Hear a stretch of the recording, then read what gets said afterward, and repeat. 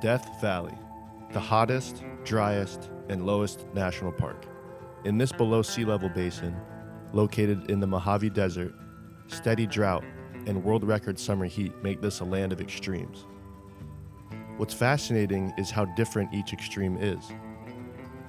Towering peaks are frosted with winter snow. Vast sand dunes that gracefully define desert in our imaginations. Surreal landscapes of salt flats at the lowest point in North America. Despite its morbid name, a great diversity of beautiful experiences survives in Death Valley, an ideal sandbox, literally, for a little overlanding and an outdoor adventure.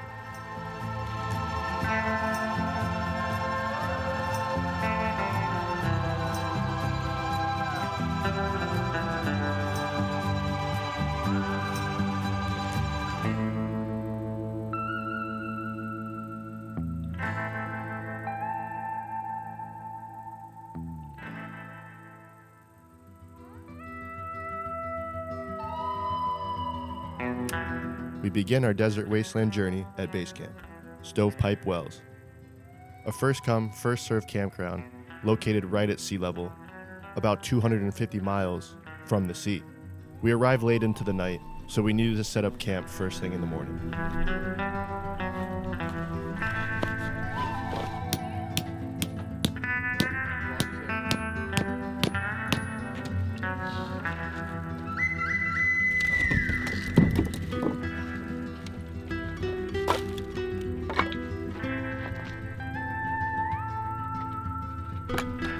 So we're doing some steak and eggs this morning.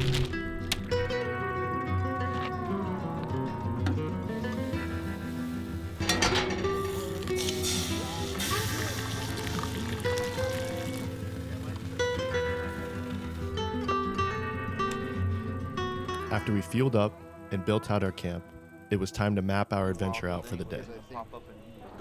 We set a course for Cottonwood Canyon Trail. This 17-mile round trip requires a 4x4 high-clearance vehicle to conquer the deep sand, rocky washes, tight corners, and small boulders. Good thing we brought the Jeeps, eh?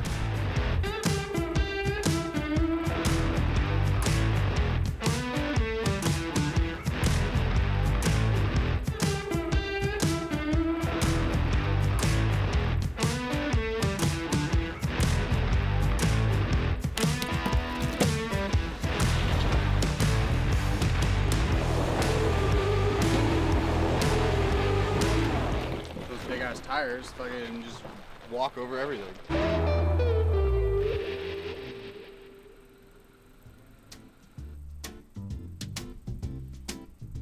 At trail's end, we reached a natural cave. We kicked back for some turkey sandwiches, a few Coors Lights, and just took in the landscapes around us.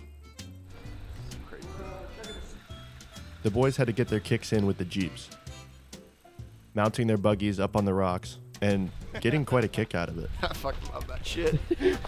I guess you need a Jeep to understand.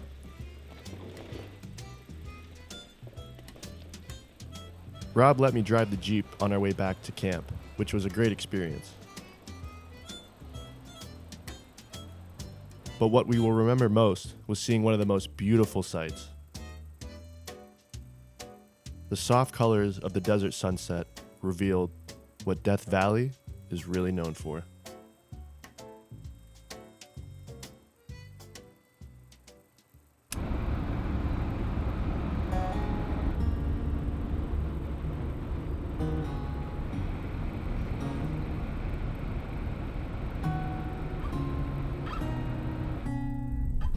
After an incredible first day out, we decided to get up before sunrise and hightail it to the iconic Zabriskie Point for some spectacular views to start our day.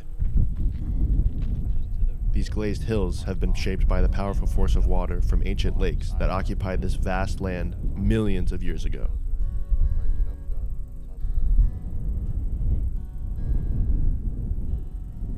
Gazing beyond the Badlands, views of the salt flats covering the floor of Death Valley are visible in the distance, with the hulk of the Panamint Mountains towering above. That's good stuff.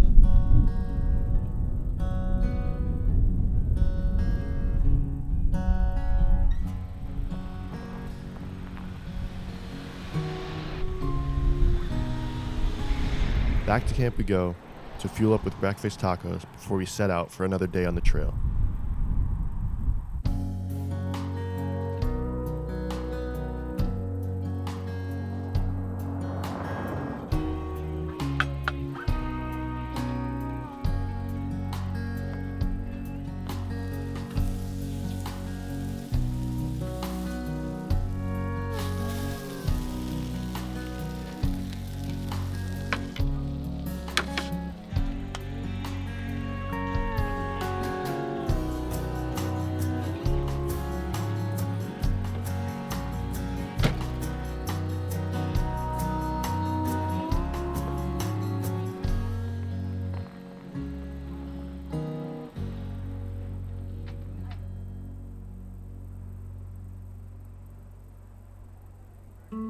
A neighboring dune field, known as Mesquite Flats, was positioned right outside of our base camp, so we figured we'd catch some wind, sand, and entrapping mountain views. While sand exists in abundance throughout the park, there are very few locations where large dune fields like this are created.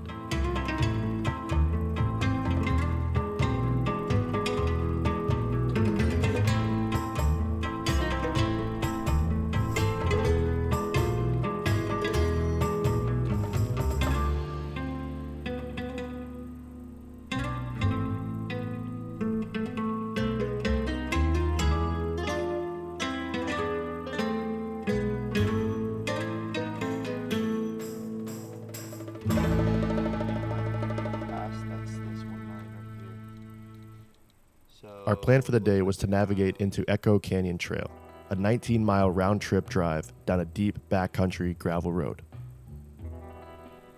In order to properly navigate these terrains, we needed to take a pit stop and deflate our tires.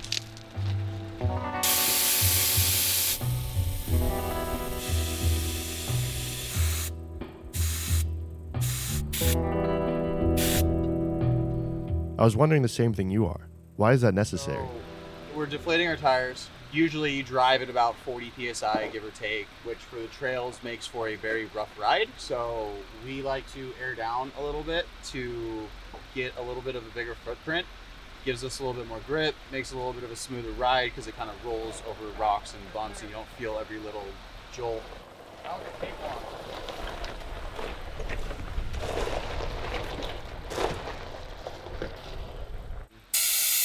That is full release of all of the air coming out as fast as possible.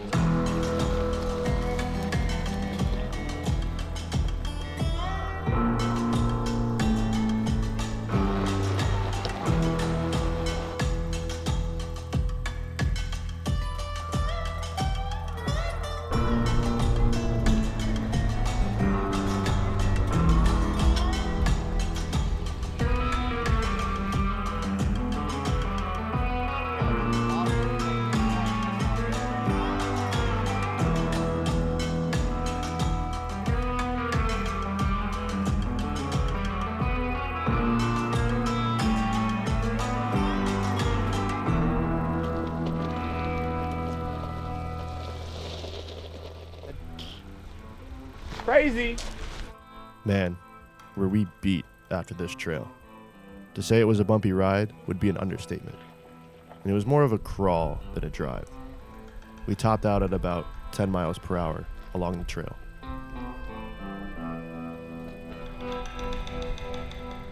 Keep up hard on that with.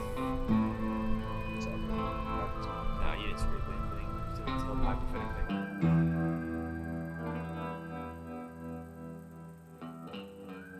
At this point in our trip, I was really beginning to take in what we had been experiencing over the past few days.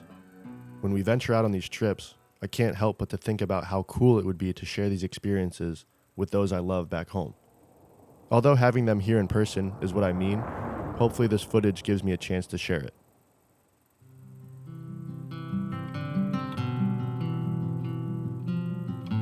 We now arrive at Badwater Basin, a surreal landscape of vast salt flats covering nearly 200 square miles, sitting at 282 feet below sea level, the lowest point in North America.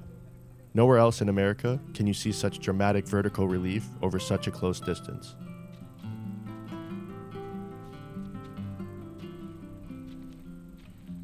We were fascinated by what we were walking on and had to go barefoot to really get the full experience. There it goes. I mean, this is a massive field literally made up of mostly sodium chloride, or table salt. You might be wondering what Robbie thought of the cold, exfoliating sensation. Feels tight. Sick. Unfortunately, we didn't get to hike into the basin as far as we wanted due to the lack of sunlight, so this stop will definitely be put on our list of be back soon spots.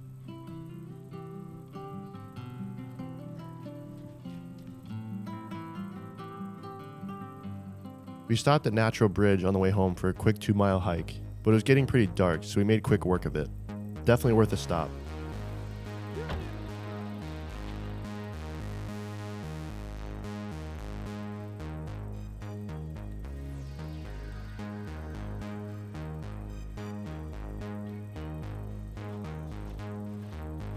As we hiked in, surrounded by crumbling rock walls, I couldn't help but to look up and think of the Tusken Raiders in Star Wars.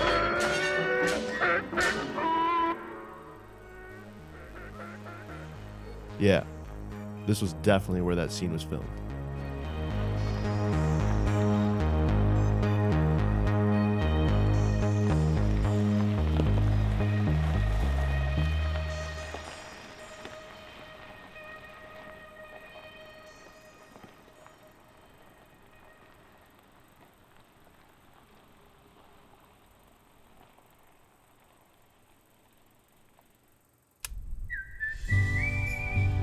There comes a time in our young adult life where you realize how neat it is to be a young adult. You pretty much get to do whatever you want, whenever you want.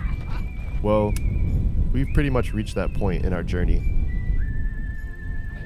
And as old Rob would say, we're just a bunch of stinky dudes doing stinky shit. these experiences, they make you become a better version of yourself. Discipline, mental flow, new developed relationships. All of these things seem to really click a little more when you return home from these trips. It's such a beautiful journey of growth and self-awareness. I encourage these trips out in the wilderness to everyone. And if any of my friends are watching this and would like to join us next time, hit me up. Well, that's it for now. I hope to make more of these videos as we venture out into the Southern California wilderness and beyond. I hope you all enjoyed this adventure with us on the journey to nowhere.